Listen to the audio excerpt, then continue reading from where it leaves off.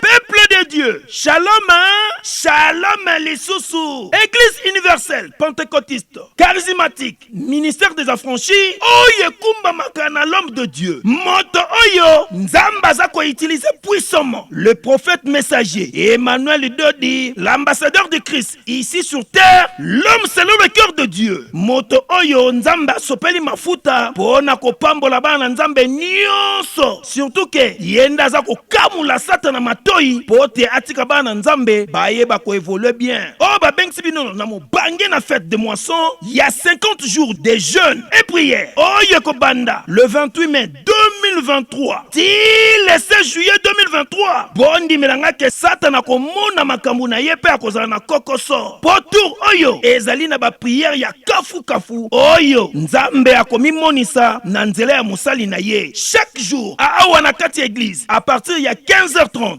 ti 18h30, organise suki wana. Sombele suka bisanga. Ezali mokolo ya clôture dimanche 16 juillet 2023, awana aqua splash. Oyo ezomi na limité industriel 14e rue sur poids lourd boya à partir ya 15h30 ti 19h30 boya ko vivre nzambe nenga komi monisa na nzela ya mosali na ye. Le prophète messager Emmanuel Dodi tour oyo na ba prière ya kafu kafu balobi satana toko buka e makolo pe toko buka e maboko pote asimba lisusu bana nzambe te mokolo yango putulu e komata pe makala makotikala po nzambe ya prophète Emmanuel Dodi akokita pe akomi monisa. Dit amen. Alléluia.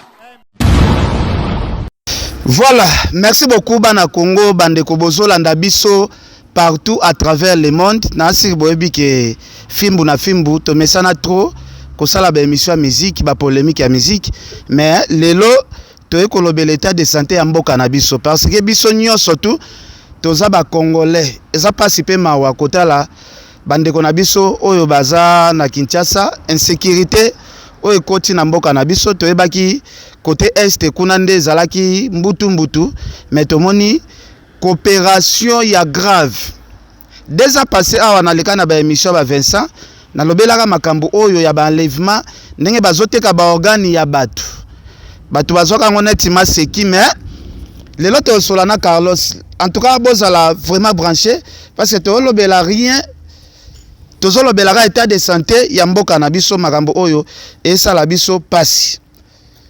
Carlos Mujani, bonjour d'abord.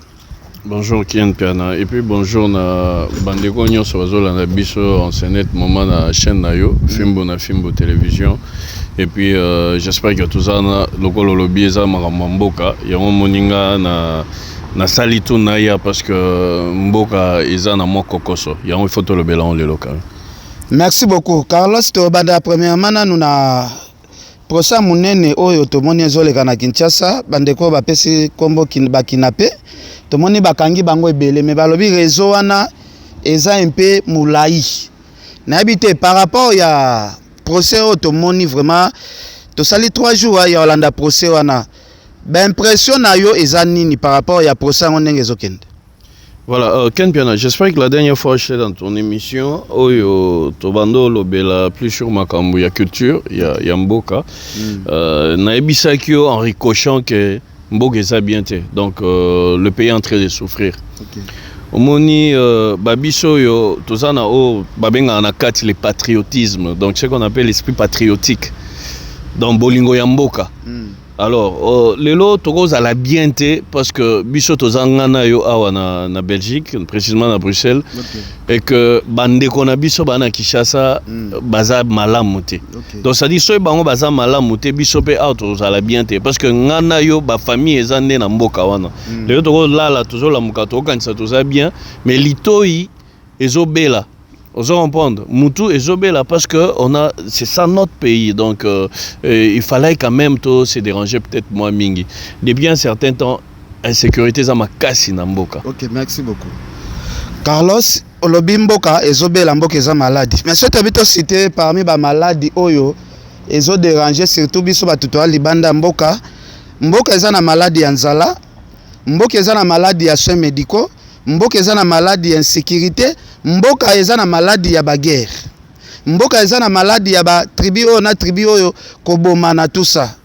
Na ebité, est-ce que ezo sala bien que kaka na mboka na biso ba maladie belé bongo à la fois?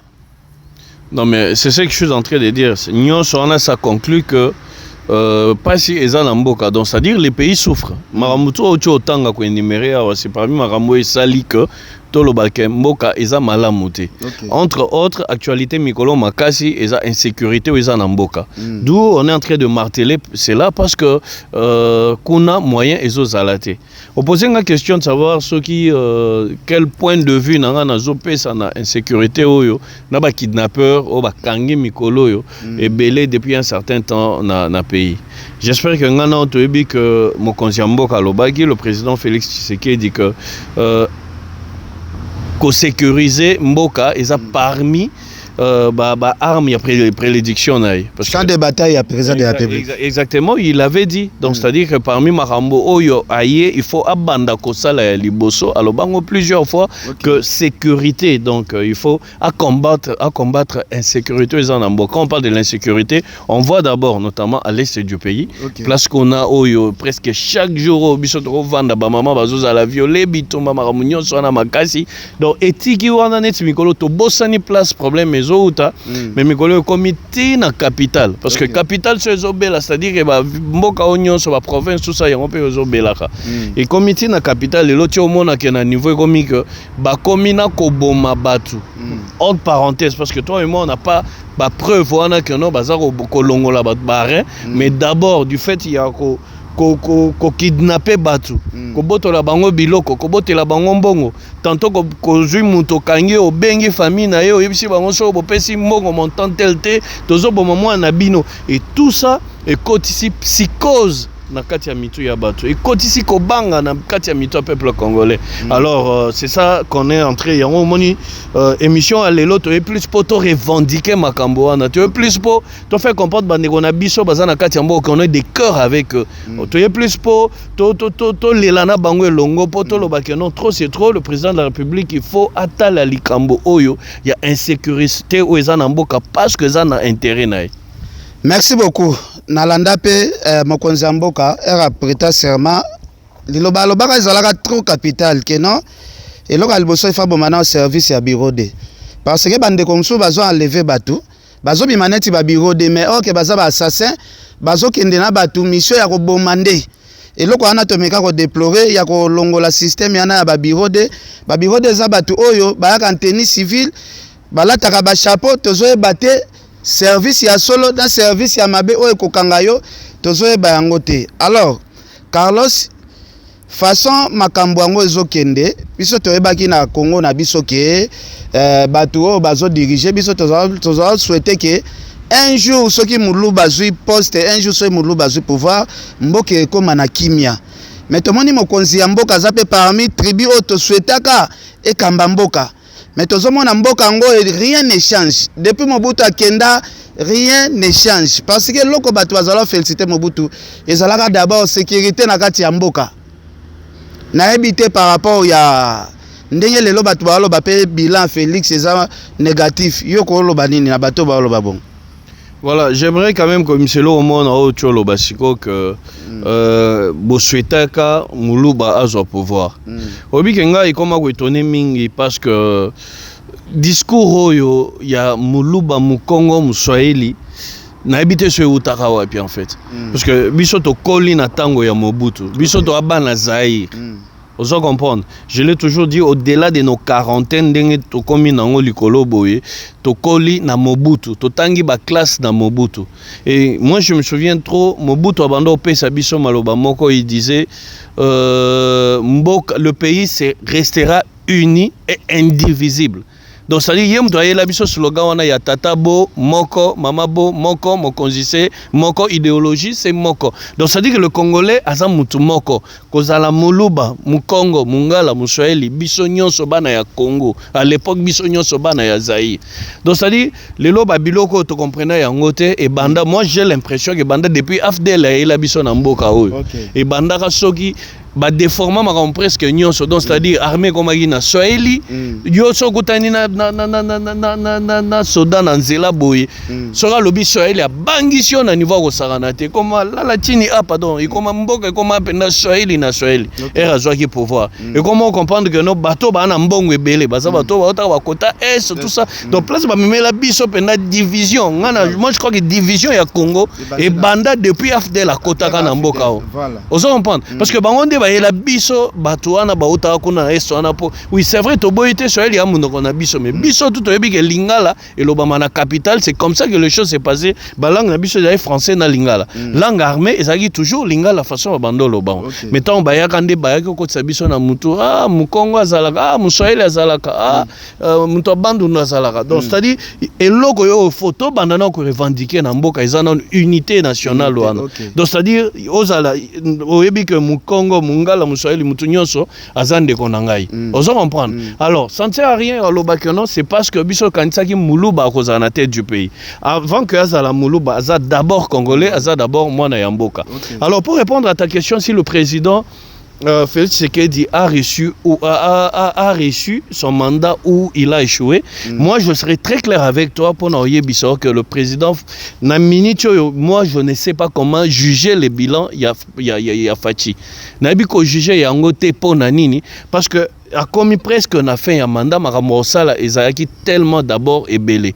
Naibisa que yango la dernière fois. S'il fallait directement comme juger na mandat o ya liboso to loba que du coup il avait échoué, ce qui a banda qui pouvoir o yemoko a joué yango sans to sala na émission par rapport à mandat liboso. Ce qui échec eza to loba clair que échec ezali collé visuel ala na deuxième mandat parce que deuxième mandat to ebité makambo o ekoya ce qui a ozala soit ozala. Je l'ai toujours dit à travers l'émission Mbélé à l'écart que moi je ne sais pas quoi juger Moutou Liboso pendant que Nayebina Nouté Oyakosala et Oyakosala prochainement et Zozala Nini. Naloba et Loko Makambo plusieurs fois. Les loso qui te vendent ici, président Fachi a posé ma question. Pour le Bela Bisso, Yemoko que pour nous aurait sûreté. Et Loko Liboso, Goloba que non, na bandanga mokote parce que na bandana coalition, il y a FCC cash. Le temps que Aluka a bon ma coalition FCC Kachwana Zaki Nangowana, il y a eu tant de problèmes qui se sont passés et c'était pas facile pour Alongo là-bas perdre na Katia Masolo il y a pouvoir. Et c'est un laps de temps moi Mikende aye andimi ko banda ko diriger le lo Yemoko. On se comprend de lo qu'on a très bien. Alors je l'ai toujours dit, le lo na mincho on a posé une question na. Nani tokoyo ko zwa na mincho yo to longola lelo Fachi to cha pembeni. Parce que yo pesanga candidat au monde que le soki toché na mandat où il y a le mandat prochain il y a 5 ans a changer du coup par bâton magique mboka wana. Je sais que je peux pas te poser une question mais toujours ça na réflexion na analyse. Est-ce que okobi misela mutu moko tozu Fachi lelo tobi OK to comme une élection de zoya boye to sanctionner Fachi to lobi to cha Fachi te alors pesinga mutu moko na mandat moko akoya na bâton magique du coup a changé Mokomboka dans 5 ans. Non, Balobara. Na ba domaine. Balobara wana za sur peuple. Chaque peuple a un candidat wa repesa confiance. Nga dikute na repesa komba mutu batu ba kendo voter wana za choix ya peuple ndenga zomone la makam. Mais tout mona ka mokonzi mboka abetaka CT ya kosala remaniement ya armée na biso. Koyeba ba vrai soldat na ba faux militaire ko tinda lisusu ba équipe ya armée et kende susu ba formation parce que en Afrique tozalaka na armée oyo ezalaka ya makasi koleka Afrique mobimba oyo bazalaka benga bango ba S-phase lelo armée na biso ekufa armée koma faible yango zomona madusu ya makambu nyonso ya mabe koma kosalema insécurité kota na mboka parce que seria Mobutu tomonaki makambo te ya batu moko ba bimi na bakwe ba okata batu ba macheti kobotola batu ba biloko poto zaki na armée oyo ezalaki ya makasi. Na habité Carlos, na habité ceux qui te kota point ya santé ou bien to lobani parce que lelo na mboka na biso et ça la konde nini kaka bano ba papa batu machete ba kokata mutu licheti boye na makila ebele a okende na hôpital ba médecin ba bossa na serment na bango ba prétaka que ko toucher maladie liboso mbongo sima lelo ekoma docteur ayebisa yo bofuta fiche bofuta boy avant ko simba mutu esenga bambongo ebele ndeko mususu colonel akokate licheti soki aye na famille na hôpital soki famille eza pauvre ndeko akokufa wana minganga bazotala parce que bakosimba mutu jamais sans bopesa quelque chose. Ken Piana, priorité ya Congo est belé. Donc il ne point moko. Non mais c'est ça que je suis en train de dire. Attends to bani no point moko. Si to aussi les émissions mobimba, on comprendre que tropé ça va plus sa solution parce que Congo na minute azana ba priorité est belé. Tout est malade. Sur le lobby lelo o bandana nous et lo wa liboso slogan oyo. Il y a eu des pèses c'était le peuple d'abord. Le peuple d'abord, c'est-à-dire il faut nous préoccupation non il y a préoccupation il y a peuple les aginini liboumou il y a peuple. Je sais pas si tu comprends en fait. Nzala namboka. Est-ce que va réussir à 20%? C'est ce que je suis en train de dire. Alors pour nous réussir nako pesa peuple et loko kolia qu'est-ce qu'il faudrait d'abord? Il faut d'abord que tu as problème yanzela. Biloko eutaka wapi biloko eutaka na ba province ya bamboka. Na babilanga makambo ebele po biloko il faut ekota. Est-ce que banzele salamaki quelqu'un zele salami il fallait d'abord kota la place wana. Oui certes quelqu'un zela et salami est-ce que la situation était décantée pas à 100%. Je sais pas si tu comprends en fait. Donc malembe surtout que peut-être côté ya santé. Est-ce que lelo ba médecin baza bien payé parce que médecin soit bien payé ceux qui malade ya ke hôpital mbala moko ko welela na mbongo te parce que abike ba futaki bien il faut s'occuper na nuna muto malade po muto malade abika mais ngana to mona lelo combien commande ba bazo kufa na Congo to mona lelo parce que lo soko keyo ana mbongo te wana lo côté na maboko médecin na Congo ça ça ote différent na awa obela osani te ambulance ekoya et juyo et même en hôpital ba traiter ba salo ba examen sans problème. Facture et Rolanda yo nandaku. Il suffit de il faut que tu adresse now. Facture mba morelandu bako tourna ata 10 francs. Attends aujourd'hui bien té. Sur lingo zo rendez-vous té directement tu pars à l'hôpital. OK kuna ba salisio maramunyo sont normal et puis facture wana tango ya nando ba lobate ko futa ngo du coup. Ba peso ba modalité o banyo futa ta malé muke wana na lo bana bato baza na mutualité té ba na CPS yo simple individu ba wana na mukanda té. Donc so za na mukanda mutualité no se mi futeli yango banda kala donc sans problème. Tu comprends? Tu comme peut-être d'un niveau mais quand jusqu'à quand tu comme un niveau tu comprends? Tu quel côté à sécurité. Les lots sécurité guerre ya est et banda les lots ken piana. Et banda depuis ba époque Mobutu ba yeba ngote. Guerre Mobutu ezalaka pe boete. Non mais c'est ça que je suis en train d'expliquer. Nous est Kabila ye awa. Bato FDL obi ke bango nde bakotisi la biso makambo ya makasi ya baguerre ya esto parce que bango nde bakotisi mungu na awa bango nde bazui ba Rwanda bakomisaka bango ba chef ya armée na biso à l'époque ba ministre ba chef ya armée na biso bazaka toujours ba Rwandais c'était les infiltrés c'était ces gens là qui sont venus aujourd'hui oyo ba memela biso mungu na kati ya mboka oti Rwanda comment profiter muta marteler problème wana eza bato FDL ba yela biso lelo ba Rwandais na kati ya mboka tu comprends. C'était pas par bâton magique Marambouana Nyoso et Kosila. Donc c'est-à-dire on a ébissio Congo et ça n'a pas priorité et belé. Tobo sana munguna mususu te otozaka na eti lelo tolala tamulaka na e. Ata tozu président wa uti likolo ano akiti aye. Munguna neza mentalité ya peuple congolais. Et ça, il faut que ça change. Ce qui mentalité du peuple congolais, c'est à la base. La silicité. Mentalité, il faut échanger en fait dans Moutou. Non, yo, oye, poto awa. Est-ce qu'on y a eloko moro boyo? Aujourd'hui, on boit qui on a katikati yanzela.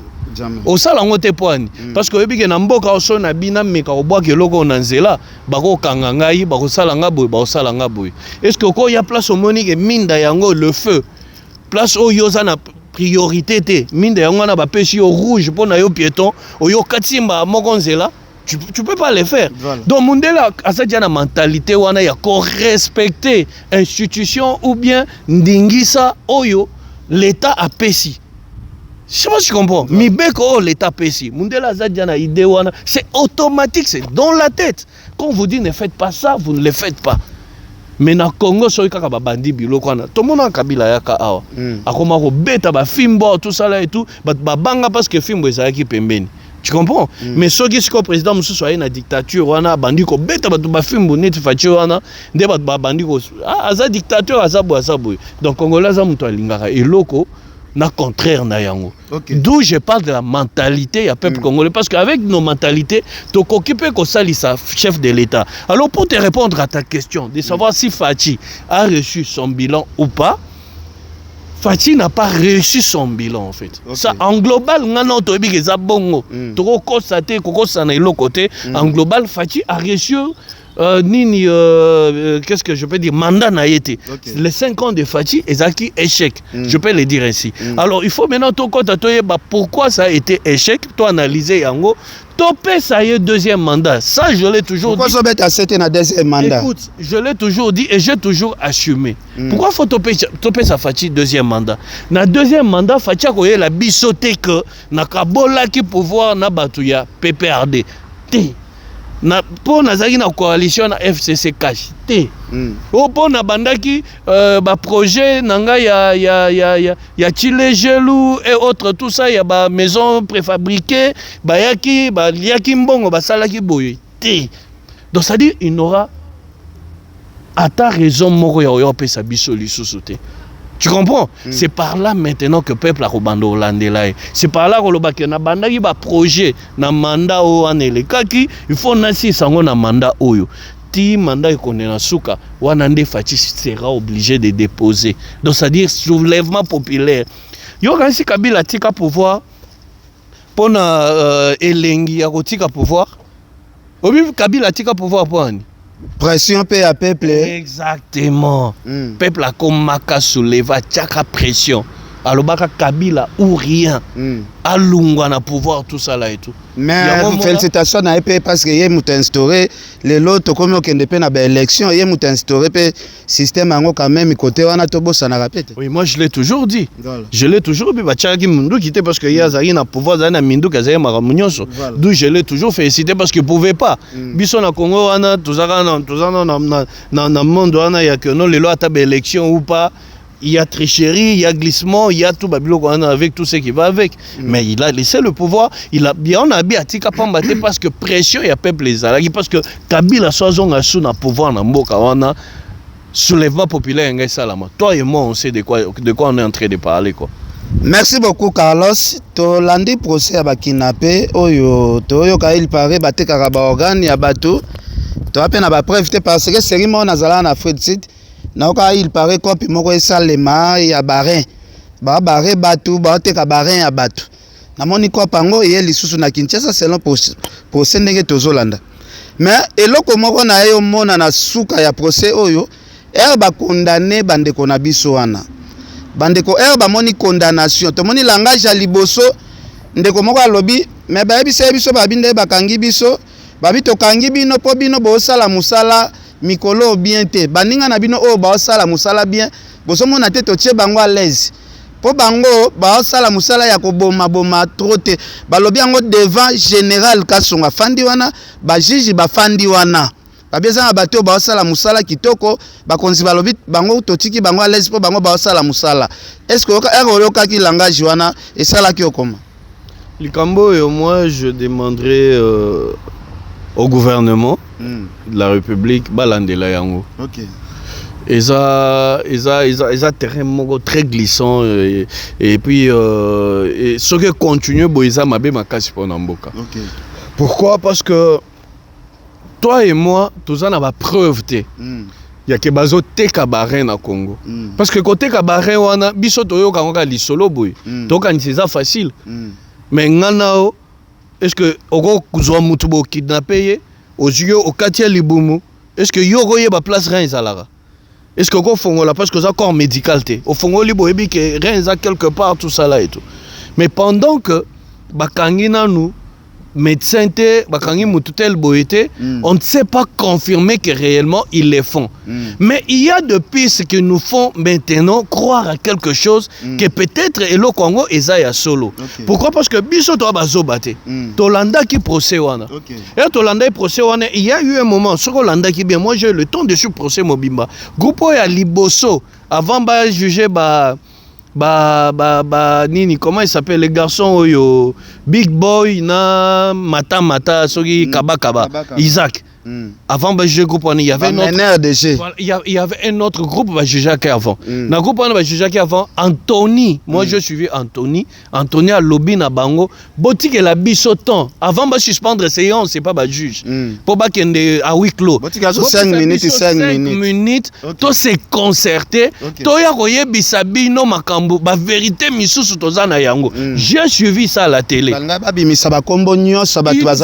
Ils ont dit ça, mais j'ai compris que ça a été étouffé quelque part. Voilà. Pourquoi bah étouffé qui place wana oh batu balingi ba bimisa secret moko munene mais bah étouffé en l'équipe. Exactement, j'ai compris que ça a été étouffé quelque part place wana.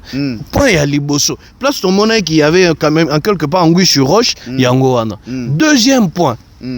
Lelo bisoto yoki conversation. Il y a Roger le combattant, na VPM vice-ministre, premier vice-ministre, il y a intérieur. Toyoki nani Toyoki conversation na bango mibale wana. Si réellement c'est vrai, Toyoki place oyo premier vice-ministre azoko beta munoko. Peter Kazadi, comment yo ministre, tu es obligé de te défendre devant un combattant, il y a parti politique.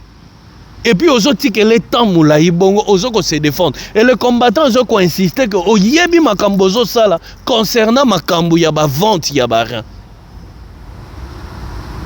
Au pesa qui réponse normale te place na ba audio en ezotambola na tindela ki audio en aken. Oui oui. Tu comprends? Donc, ils ont biloko oyo biso tozo comprendre qu'est-ce qui est en train de se passer. Tozo comprendre qu'est-ce qui se passe.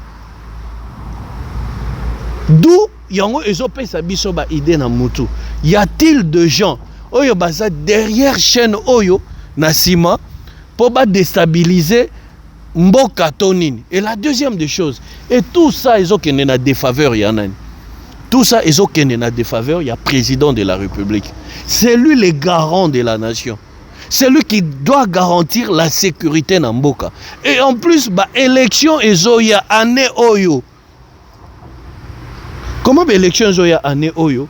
Mboka na minutio ils ont une sécurité totale ya kosakanate. Y a-t-il une main noire derrière ça? Ils ont complot à ba généraux pour déstabiliser le pouvoir en place. Mais c'est ce que Maram Toro Moloba, ceux qui ont complot ya ba généraux pour déstabiliser le pouvoir en place. Mais yemoko les garants, le numéro 1 ya Mboka, azolo banini pour la insécurité où ils ont en Mboka. C'est ça la question maintenant il faudrait se poser. C'est lui qui est censé arrêter cette hémorragie. Parce que tu dois comprendre des autres des autres zonga. Ils ont matézo kita. Et pas nani ministre koto et pas et tout ça. Et puis banawana. Yo moko mona combien banana babando samba. Yo so mono mto samba oseka. Oso mono mto samba azokotisa ba blague na kati. Ngalo depuis na bota mano na monati. Biso to big criminel so bakangiye azo samba lengaka. Mais 100 fois banana bazaki na ngongai j'étais étonné. Mais basala ka déjà ba kwa minene bango mo ba pesa so ba nombre des fois ba kota prison bazo bimba bamso ba 7 fois bamso ba 10 fois ndinga ba lobara soko moni soso amuke avimbi likolo nzungu seke mamane azana se. Alors Carlos non bato bakate le peine de mort à perpétuité en fait.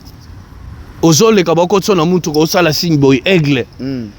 Biloko ana izo lekela batu. Merci beaucoup. Alors Carlos, malgré tout boya tozana ba prévité. Ba jeune ana ba sala raté. Mais côté la jeune ba benga kaba ya za sala ba délire na ba TikTok, ba vidéo ezali oyo ezolakisa ke bana mai oyo ba sala ka copie ya mbongo. Parce que bana musala moko te na Congo. Ba brique ya ba dollar oyo azo sala ba délire na azo simba ba brique ya ba dollar. Mbongo ana zala zo na copie nini to yebite à part Msou baré wana kofuta la déjà ndaku ya $800 na Kinshasa. Il faut ozala mutu oyo osala rapena musala oyo kotisa mbongo. Et puis appartement meublé wapi na GB, c'est pas $800. Moi j'habitais GB pendant plusieurs années. Voilà. Appartement meublé, mais appartement meublé en face il y a diplomate na immeuble, ils ont immeuble à Sika. Ils ont construit avec tout à l'intérieur, c'est pas $800. Alors ils ont €1 500 et $1 500. Voilà. Et puis à part ça, kokabambongo. Moi j'ai vu le jeune naba dollar et belé. Voilà. Ya sikapé lisusu. Ya sikapé lisusu ba maboka ba dollar. Yo oza penda sûr que ba dollar wana eza oyo ya ba miyibi na biso mike ba kote la ba nanda ko aibi moi TV, moi sapato moi elamba. Pesa ba liasi pe na ezola sake. Ba dollar. Tu sens que ça est outil na business mo quelque part ba pesi mbongo. Dumboka il faut etala makambo oyo faut ba fongola misu. Ba fongola misu er déjà criminel azolo balobi. Er bakangaki biso balobi bino bo sala musala bien te baninga ba sala musala bien. Faki batu na mokonzi nini oyo ayebisaki bino ke bino bo sala musala bien te. Mahamno lo bakasi yango yo. Faut batu na mokonzi nini azolo en fait dans comprendre place on a te bango balobi boy balobi er bakangi biso balobi to kangi bino baningo ba sala musala bien. O ba sala musala ngo bien. Baza en liberté bino to kangi bino po bo sala musala ngo bien te. Soki za kasi parmi bato bakangaki wana soki bakombo na bango na bosana wazalaki mwa kovu wana abi bino bosala musala bien te baninga bosala musala bien baza liberté chef na bango ba benga fashion voilà o ba benga fashion yewana donc tu comprends on abi il faut batala makambo yo tellement bien assurance oyo banana bazaki nango la façon au banana babanda ko vivre moi net Isaac kabaka bawana déjà quand tu loues une maison ya mbongo ebele bongo na GB ozo tambola na ba mitoka ebele bazo yemba yo pa ba musicien ozo kabaka yo ka kutu mutu bakeko ba pese ko na kombo kabaka mwana mobali yo akabaka lembaka te est-ce que tu comprends quand même ça o senti kazo sakana na ba dollar presque ya sika na ndimite ke za ba mbongo oyo bakanga bato pesa autant ba pesite et ça bongo mo c'est-à-dire que sali business que tel baye balukiye ba pesi mbongo wana baye tout muso ba misele yango na compte en banque parce qu'il y a ba mbongo asika ba dollar asika on a tous vu tout ça. Merci beaucoup Carlos. Malgré tout le ba preuve exacte mais tout le monde papa moko il y a major ce qui colonel à l'écart qui peut na kati ya procès a témoigner na kiri wana moko na bango ya ko bala mwana yi fashion to bi ke na Congo na biso garçon azomona $100 $200 ozo saka na ba dollar na poche akoma kande mobali ya basi nyoso tu basi nyoso ba orenye na Kinshasa o bomona na ba TikTok ba Facebook basi nyoso ba renyaka babima mingi nde na ba garçon bongo. Alors côté là papa na lobi babali mwana kenda kwa libala après quelques jours ba yo benga mwana bakata libele ba bimisa ba biloko ebele na nzoto. Et ça là qui onde nini côté là mabalo ya lelo ba jeune fille na biso balingika mobala otambola na mituka mobalo akotaka boîte chaque jour musala sala oyebite bandeko bondi makata biso to sala musala ya pasi bozomona pena ba jeune bazoka mbongo na musala tel ke okende kolinga mobali moko ya nzela po moni o envier mutuka tala ba conséquences papa na biso aleli alobi bakoma pe na système mabala babali mwana yo OK batike ko tia na ndako babali ya msu 2000 mais na nzoto na yeba oteka biloko za na kati ya msu ba 15000 balles moko ko bima wana. Conseil nini opesa ba jeune fille ya Kinshasa par rapport ya témoignage ya papa na colonel? Et on a bimbo qui ont bébé nzaleleki et puis les parents ne savent plus assurer éducation et pas bana. Ngai salanga pasi parce que nga mboti bana basi. OK. Tu comprends? Alors nos parents on doit vraiment jouer ce rôle là, ce qui est très important. Yango yo en tant que parents bunda omoni bisonde to ça boy to ça la misala to bunda ka ba mona nde to bunda ka. Tout ça c'est pour assurer l'avenir de nos enfants en fait. Parce que ceux qui assurer avenir ya banate moi na soki asengi eloko que opesi yango te akoluka ki kozongo na ndenge mususu na ndenge ya libanda. Yango zo mona lelo ba jeune fille ebele Congo eza ya kobeba. To bandaka on a système ya portapoti oyo utaka na ba Dubai kuna bande kona biso ba to mona comment ba banda okende kolia ba matière fécale jusqu'à kapona kozwa mbongo. Et lelo na Kinshasa wana na ville mwana mwasi to ekoma système moi sitôt à rolinga azwa mo appartement na ye azana mutu mo mutu kana azokumba na pokwa azu bouteille na ye na boîte telle place akeya meli akuta na mobile et tout ça et puis mingi quand lobi wana bazwa na système ya refiancé bana et ton bazwa refiancé bana il suffit ka batata batala ba moni garçon aza bien azo yana mo mutu kana et puis Et le complexe au Congo na niveau ya kosakanate, qu'est-ce qui les a dit que mutuso na mutuka, cela prouve que mutuso na mbongo. Nde abongi na vie. Tout le monde a mituka ao ya misika. Est-ce qu'il y a mbongo baki pa mituka? Okuta mundele aza peut-être na société mobimba, mais azotambo na kamo Toyota mo mukebo qui n'a rien à voir presque avec tout ça. Voilà. Mais au Congo quand tu as une voiture tu es véhiculé, donc c'est-à-dire yo on comme boss aux patron. Il suffit que papa mona que oza na mutuka, oza na mwa mbongo, oyo pesi na mwa famille, au mona bazui mwana batikeli yo. Okebo ke ko vanda mwana na. Tu comprends? Et bah yebité yango il faut parents responsables. Il faut oluka mobali nini ayako bala mwana na ngai. Avant ndaka wapi asalaka nini origine na eza nini bayebanaki na mwana ngai wapi baza wapi boyebani wapi. C'est ça un papa responsable de poser toutes ces questions là et aller savoir place moi no azovanda. Ngai en fait je sais pas papa wana ya major wana un papa monani responsable mais comment kotika moi no akende ko vanda soki wapi pendant mikolo belé ti oyo okuta mwana ebembe na ndako ba bisoke ba bobi mwana pendant ko yebaki obano kende ko tala mwana te ozana na ba nouvelle mwana te nyonso ana nini ba mwana sa milongola ene na ndako ko landa ba vie ya baloing mwana mususu aza wana la jeune fille à Molai d'ailleurs elle est la nièce à un ami à moi et la cousine à un ami à moi explique biso mwana na bandaka bongo bien na ndako mona kima na endako ko kima ndako ba yo mona e na télévision ne bazola kisaye wana zala e bomi makambo ebele na mboka bana basi kindumba impudicité commis na niveau ya kosakana te na kati la prostitution donc c'est-à-dire mboka ne commis na niveau ya kosaka et nyonso wana eza cautionné d'abord par ba konzi na no bango moko okoma mutu omona mutu mo komi mokonzi na Kinshasa kuna donc c'est-à-dire basi nyonso bakomi yayi akobanda na 3 4 bango ne ba opesa susu bana wana bakoma na ba commissionnaire ya lukela bango bana na nyonso ba TikTok ba jeune tout omona ka batambola na ville wana ngana na petit mo atinela engai abisinga vie olobinde na fente non na kin mikolo olobinde ni atindelenga na WhatsApp papa mais wana ezaki na ebisio téléphone nga engaki ebetaka no tala basi otali pe basi yango ndimite obe ba petit tout bazali soko lingi partout yo kaka tu comprends na sala bon pona ba idée na ezani nga moko na tala boy na lili.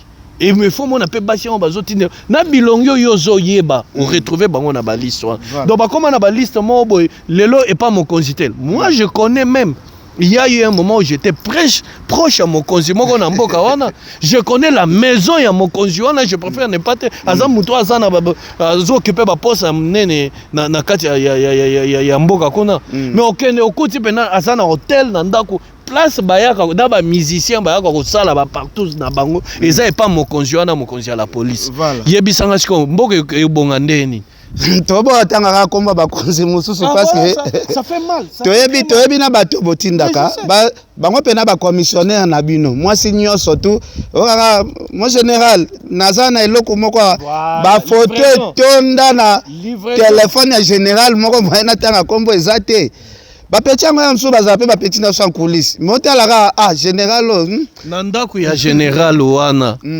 général azana ba hotel azana ba flat na ndako na ende place bakena na ndako na ende place bakena osangana tozo tanga kombo te lelo kombo te na toyebi yo prochainement to tanga kombo na ndako na ende place ba partout zone kena ko salema na ndako na ende place makamwana elekaka mais siko muto bongo bato na okanga bango d'où on est en train de dire que bato na ce sont eux qui connaissent comment les choses se passent alors mon konziambo ka faut fongola mais Carlos obi ke général ngo tobo tanga kombo mais Congo pesa ba poste minene ba poste clé minene ya mboka wana mais mutu Congo ezozo sérieux mais yende kolo partout ya Kinshasa wana ya kosakana te nani ayebi yango te moi j'ai eu à travailler avec le monsieur plusieurs moments j'ai eu à faire la promotion de ces messieurs là na ba émission na nga na musala na nga na salaka tu comprends ça neti yo yebite siko yebi sanga siko na makambo wana bango nde bazoko favoriser lelo makambo wana le kana mboka siko bako telemela ngo lisusu ndenge nini mokonzi ya mboka il faut fongola misu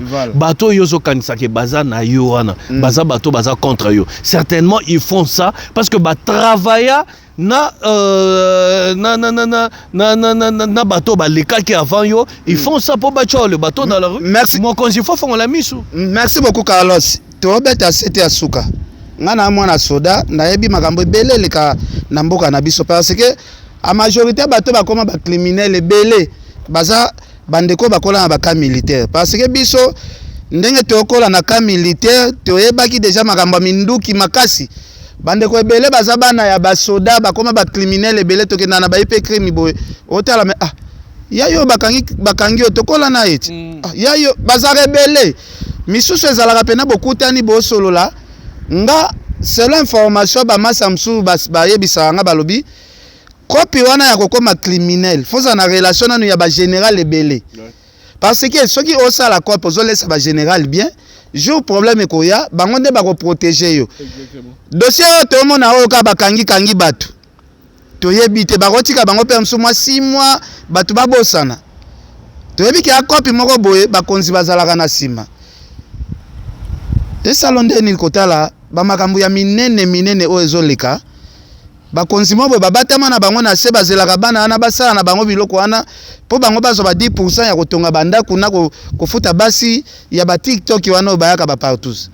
Mais yango makambo tozoloba yango wana donc c'est-à-dire ndenge ezana nga na okende na ozonga na otemela kaka toujours na mokonzi. Voilà. Le président de la République il faut afongola miso.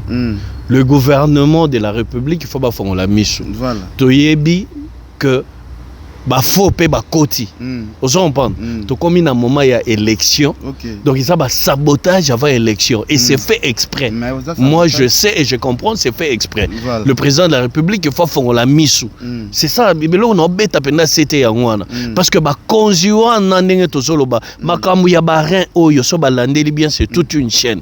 Et moi j'ai l'impression que ça existe parce que et puis chez nous on a au côté ba médecin bazana kati ba chirurgien ba médecin chirurgien bazana kati ba to hôpital bazana kati ba tout donc eza chaîne moko très bien parce que ba rein wana suka nango il faut ebima ka wapi na aéroport ba tout pe ya ba migration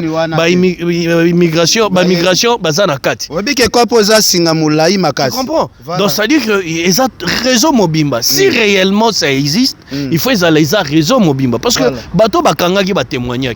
Alors nous on est en train d'attendre. La population est en train d'attendre. Toujours c'est la bateau bakanga na prison mibi minene yana. Balaksa ebilongi na bango to monaki yango. Comment ça fait-il que moi na wana kaba andimaki aux yeux de tout le monde que à Botola 150 motos. Voilà. Devant bateau andimaki. Mais comment ça fait-il que tant wake kuna nani et puis andimaki on devant général Kassongo. Voilà. Mais comment tant wakendaki na procès ba comme juger awangani mambu tout andimaki. Nani apesi molimo wana ya kowanga na mamunyoso et puis azo wanga na ngona pete nyonso na libosa na bureau général balobi clair. Voilà. Mais babimi na bureau général bakotisi bango neti moral mususu. Exactement. Raison ezalaki nini o ba torturer kinga yango na lobaki makambo wana. Ozo comprendre certitude o banana bazana ngo. Vous comprenez? Donc ça dit, on sentit que Bazaba Tumoko très bien préparé. Petit homme sous big boy, big boy. Talane abandonné sakanana ba juge. Namonana nous c'est pour la toute première fois na Mali na nzoto. Comment moi na oyo ozo sakanana ba juge. Juge azo benga yo na kombo na et puis comment juge yo koko benga ozo juger mutu ozo ko benga na surnom na yi. Parce que quand yo juriste sont ozo juger mutu benga na vrai nom na yi na poste nom na yi. Et puis ozo benga na surnom non big boy so nini apporter aux corrections pour émission comment on a tel té comment on a big boy bandela il est pas bandeli lisusu. Est-ce que tu comprends combien notre justice mais Carlos tomoni pe kaba lobi batoni babi prison tour bimaki nde nini alobi magistrat senga $750 na pesa ki obi ke makambo so babi ba suspendre batu balandela makambo bien na ba magistrat mso ba ko dégrader bango. Siko yo magistrat ozo libérer mutu en tant que voilà. Est-ce que verdict la justice a été dite pour libérer mutu wana? Est-ce que yo magistrat oza censé ozo mbongo ya mutu pour libérer? Est-ce que ça on peut makambo mboka na ndenge zoken? Parce que so ba kangi mutu ba juriste o ba landanga. Moi je suis pas juriste normalement et ça na mbongo oyo ba pesa neti amende oh il faut ofuta pour obima. Est-ce que mbongo wana il faut ekende na poche ya magistrat to il faut ekota na poche ya l'état? Merci beaucoup Carlos. To mona e place moko batuni ndeko na biso o alobaki se lala la munoko nyonso libata polele. Batuni ba beso ko tangela biso ba konzini ni bazala kasima na bino o babimisa kabino. Ndeko ana kote na bima emaela biso na bina banda kotanga awa mingi ba ko voyager butu butu. Il a dit ça? Parti en Alanda qui remonte? Mais oui, na habité timanga. Abiso ki na bina banda kotanga. Asenga ki ba magistrat beza makambo photo sur la coulisse po luka bokanga bango. Comme oyoka ki parti ana te sikoyo bandeko bandimi bakenda koteka ba organe. Ndenge ba okanga bato ba finance ka mbongo te. Bato ba financier baza musala na bango za bango ba na mbongo ba finance ka soki opération ye ba financer mbongo. Ndenge balandeli basombi ba organe wana te basombi ba organe baza poto oki ba bato basala ba service yango eza ba ekiri bele toni na 4 kwa Kinshasa. Est-ce que makambo ekosila? Ndeko nanga, Dieu est juste. Mboka eko kende liboso na makila batu te. Mboka eko tonga malikolo ya makila batu te. OK. Makila ya ba innocent et kriaka kaka. La population oyo bazo nyokola. Le petit peuple qui souffre de jour au lendemain. Nalanda ki ba témoignage jour wana ya ba plaignant. Bazoya pour ba accuser ba criminel ou ba vandaki wana. Tu vois que au senti que mutumo sombi moto na ye ya pasi. Na mbongo abundi pozo moto wana. Et banda ko lié sata bana na ina mwasi na bana ngana oyo tobi Congo comment ils a passé pour travailler mais yo oye ozu moto wana obotoli OK olie mokonzi moko azana sima bakangi yo abimission na boloko Nzambe aza juste au même makambo allure tozo kene nango oyo likambo ebatama na sia mokilo ezalaka te un jour Nzamba oyoka kolela ya peuple congolais. C'est par là que vous allez comprendre qu'un jour ndenge bakobanda ko tanga mamulongo bako bakonziwana parce que likambo ko batama na sa moyo ezalaka te le genre ou les sons ya bato bazo nyokola bana o bako la lanzala peuple eza ko souffrir de jour au lendemain suka nango vérité ko bimaka na mboka wana. Merci beaucoup Carlos. OK na suka. Mais question na ko za pe ngote. Ndeko azo reverser ba komba bato na big boy Oazo reverser ba ekiri nyonso. Voilà. Ce qui ozali na place à l'état, est-ce que azo mérité ko protéger té parce que c'est comme si azo mérité ko protéger pour azana mingi ya kosanza. Mais na ba pays moko civilisé, et on a il y a un jeu qui se passe quelque part là. Voilà. Parce que ces garçons là ont le temps de tout dénoncer. Mais à l'opinion sauter. Ils ont place à bando kangama. So landi bien ils ont question me sont poser boy. Té oh on a sala qui en côté. Aza maillé les garçons, tu sens que aza professionnel. OK. Abano manipuler même ba juge. So botala qui il fallait comprendre cela. C'est un garçon qui semble être professionnel. En fait, il y a un niveau, il y a un criminel et il y a un niveau criminel, il faut que ça la net na zone di mama kambo bazoloba pour na kende na bango nyoka.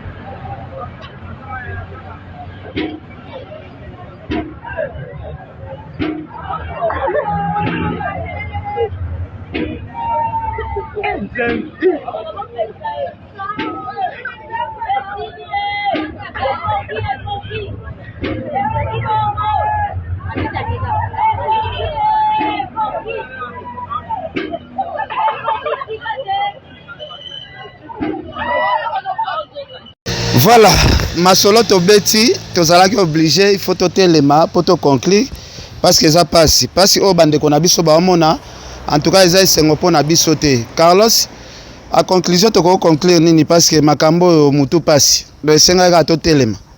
Oui, on to cholo ba ken obi ezo sala passe. Ozomona e sala passe parce que biso to kanisa ke ngana to lunga likambo mais makila ezo ko réclamer. Place bande ko bazali. Alors yango nazo la Mouissali sous mon Konziamboka, le président de la République, président Fachi, Félix Tshisekedi Antoine, Atal, Alande la Makambo Yango, parce que ça on dirait beurre, bah, il n'y a pas quoi ici là.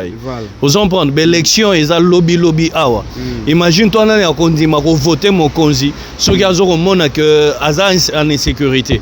Vous en prendre, il faut faire la mise parce que quand ça va toi, on a lingué, attends, Alande, bah, Peter Kazadi, bah, il y a généraux, tout ce qui est en train de se passer, parce qu'il s'agit de la sécurité, il faut aller là vraiment pour savoir qu'est-ce qui est en train de se passer au juste. Donc, Bandegopé Boza Namboka Boza les Kenge. Na mona côté on a ba machine, la population comme au Kanga, so ba kain kuluna, ba bomier sur place.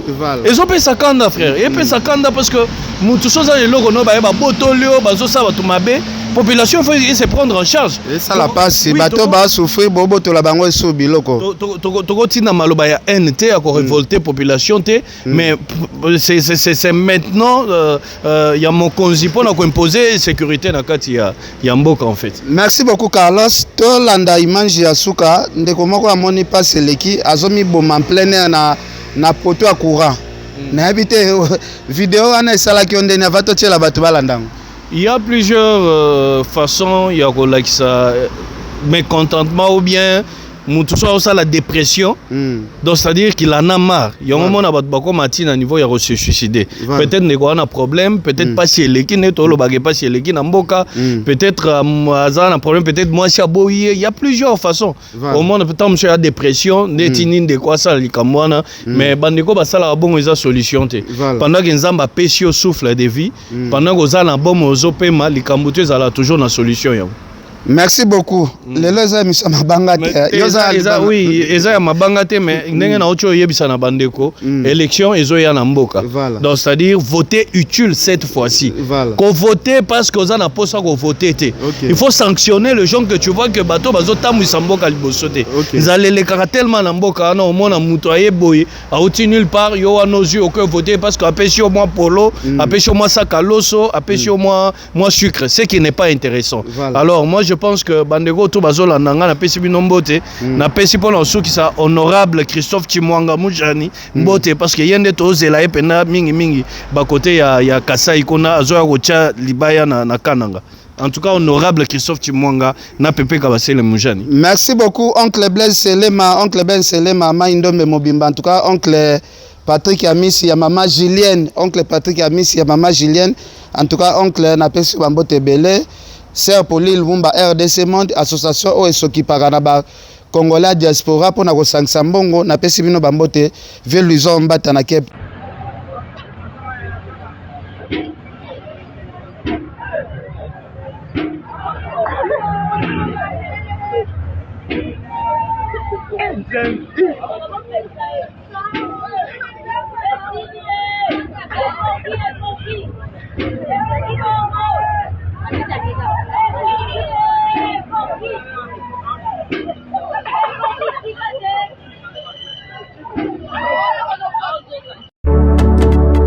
Mitolité misunga oyo ya Grace Mandela la pétrolière boyeba ke eye na idéologie ya sika donc soki papa to mama avali kopela awa na kati bakini komitungisa te ya kotinaka mbongo na kini kaka soki obengi na numéro oyo oza mobimba ndeko na yo na kini akozwa soin de santé gratuitement na clinique misunga batieli bino wifi ya opele surtout ke bazali na internet au début donc soki ndeko na yo avali kobela olingi oyeba état de santé na ye okoki kobenga ye sali kukuma ozwa ata interférence na nzela mama boni santé nakomi bien soki ndeko na yo azwi occasion ya kozwa baswin na mitolite misunga yebake kuna na ntongo oza mobimba na petit déjeuner mpe na pokwa yebake badive ezali mpe na pointe po okolia okondima teke ozali na hôpital bazali na basali ya opération